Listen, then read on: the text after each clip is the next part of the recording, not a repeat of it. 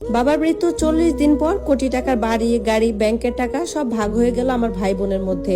আর আমার ভাগে পড়লো শুধু একটা ভাঙা পুরনো কাঠের আলমারি। সবাই হাসছিল সেদিন, কিন্তু কেউ জানতো না সেই আলমারিটাই তাদের জীবনের সবচেয়ে বড় ভুল হতে চলেছে। বাবাকে দাফন করার ঠিক 40 দিন পর আমাদের আত্মীয় স্বজন সবাই ঢাকার মিরপুরের পৈতৃক বাড়িতে জড়ো হয়েছিল বাবা রেখে যাওয়া সম্পত্তি ভাগ করে নেওয়ার জন্য। ড্রয়িং রুমে বসেই তারা একে একে বাবার ধানমন্ডির বাড়ি, তার টয়োটা এলিয়ন গাড়ি, ব্যাংকে জমা থাকা টাকা আর আমার দাদির সোনার গয়না ভাগ করে দিলেন। যেন সেই ঘরে আমার কোনো অস্তিত্বই নেই। শেষ পর্যন্ত আমার কথা যখন মনে পড়লো তখন বাকি ছিল শুধু একটা পুরনো লাল রঙের কাঠের আলমারি। রং প্রায় উঠে গেছে, একটা পা নিচে একটা ইট দিয়ে কোনো মতে দাঁড় করিয়ে রাখা হয়েছে। আমি শুধু হেসে বললাম, আলমারিটাই আমি নেব। বাবা মারা গেছেন আজ ঠিক 40 দিন হলো। মৃত্যুর আগে তিনি টানা 73 দিন ঢাকা মেডিকেল কলেজ হাসপাতালে ভর্তি ছিলেন।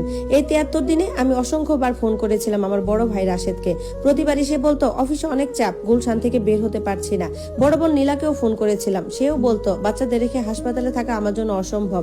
এক রাতের জন্য তারা হাসপাতালে থাকেননি, আমি ছিলাম। টানা 73 রাত হাসপাতালের করিডোরে শক্ত প্লাস্টিকের চেয়ারে একটা চাদর বালিশ নিয়ে ঘুমিয়েছি।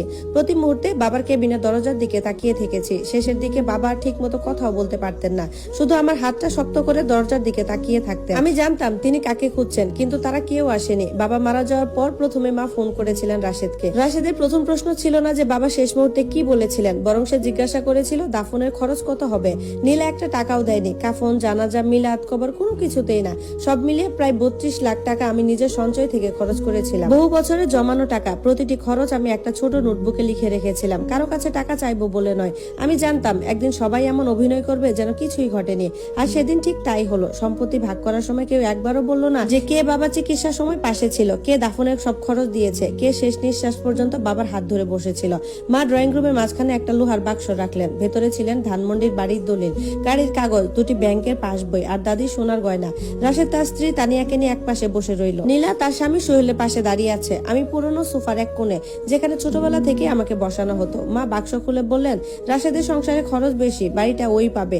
এক মুহূর্তেই বাবার কোটি টাকার বাড়ি ভাইয়ের নামে চলে গেল। রাশেদ শুধু মাথা নাড়ালো, যেন আগেই জানতো। এরপর মা গাড়ির কাগজ নীলার হাতে দিলেন, বললেন তোর বাচ্চাদের স্কুলে আনা নেওয়া করতে সুবিধা হবে। নীলা হাসলো। এরপর ব্যাংকের টাকা, 8,50,000 টাকা রাশেদের, 14 লাখ টাকা নীলার।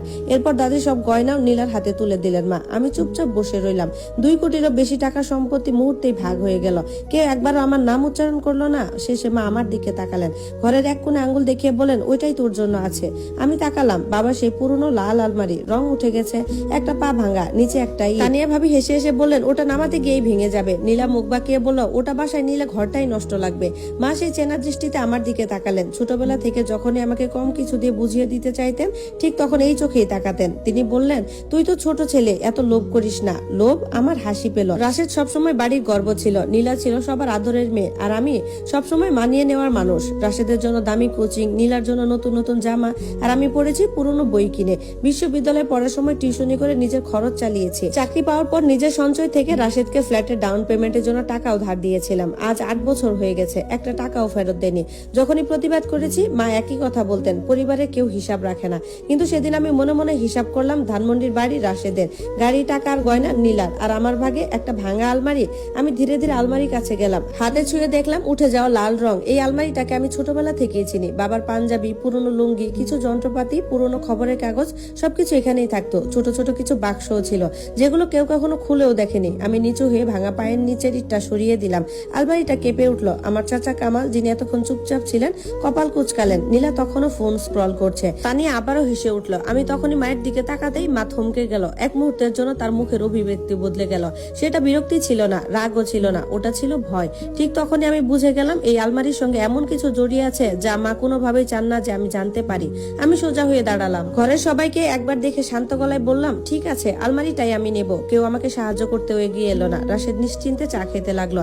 নীলা আবার ফোন করতে ব্যস্ত হয়ে গেল, আর আমার মা বারান্দায় দাঁড়িয়ে চুপচাপ আমার দিকে তাকিয়ে রইলেন। আমি আর কামাল চাচা মিলে আলমারিটা নিচে নামিয়ে ভাড়া করা পিকআপে তুললাম। পুরো সময় মা বারান্দায় দাঁড়িয়ে ছিলেন। তার চোখে ছিল এক অদ্ভুত আতঙ্ক, যেন তিনি মনে মনে চাইছিলেন আমি সিদ্ধান্তটা বদলে ফেলি।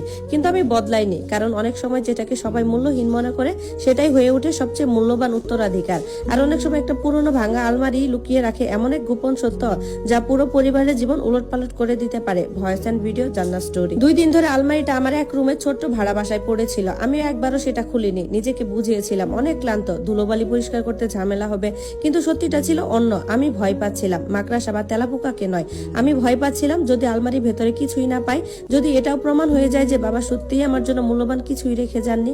তৃতীয় দিনে সন্ধ্যায় অফিস থেকে ফিরে শার্ট খুলে আলমারির সামনে দাঁড়ালাম। আমি একটা মোবাইল ফোন কোম্পানি মার্কেটিং বিভাগে চাকরি করি। সারাদিনের ক্লান্তি নিয়ে বাসায় ফিরলেও সেদিন আর নিজেকে আটকাতে পারলাম না। আমার ছোট্ট ড্রয়িং রুমে আলমারিটাকে আরো বেশি করুণ লাগছিল। লাল রং প্রায় পুরোপুরি উঠে গেছে, ভেতরে ফ্যাকাশে কাঠ দেখা যাচ্ছে। ভাঙা পায়ের নিচে সেই ইটটা এখনো রাখা আছে। দরজাগুলো ঠিক মতো বন্ধ হতো না। আমি হাত বাড়িয়ে হাতলটা ধরলাম। অদ্ভুত ভাবে কাঠটা উষ্ণ লাগছিল। ধীরে ধীরে দরজা খুললাম। কড়মড় শব্দ তুলে দরজাটা খুলে গেল। ভেতরে ঠিক যেভাবে মনে ছিল, বাবার 3টি পুরনো পাঞ্জাবি ঝুলছে, বহু বছরের ব্যবহার, তবুও যেন এখনো বাবার পরিচিত আতরে গন্ধ লেগে আছে। আমার চোখের সামনে ভেসে উঠলো প্রতি শুক্রবার দুপুরে বাবা ড্রয়িং রুমে বসে টেলিভিশনে খবর দেখছেন। নিচে তাকে সুন্দর করে ভাঁজ করে রাখা ছিল তার পুরনো চেক শার্টগুলো, যেগুলো পরে তিনি একসময় গাবতলির ওয়ার্কশপে কাজ করতেন। অবসরের পরেও মাঝে মধ্যে সেগুলো পরতেন। আমি একে একে সব কাপড় বের করতে শুরু করলাম। 1টা, 2টো, 3টা সব মেঝেতে রেখে দিলাম। তার নিচে ছিল অনেকগুলো পুরনো সংবাদপত্র, প্রথম আলো, ইত্তেফাক, কালের কণ্ঠ। কিছু পত্রিকার তারিখ দেখে অবাক হয়ে গেলাম। 20 বছরেরও পুরনো। আমি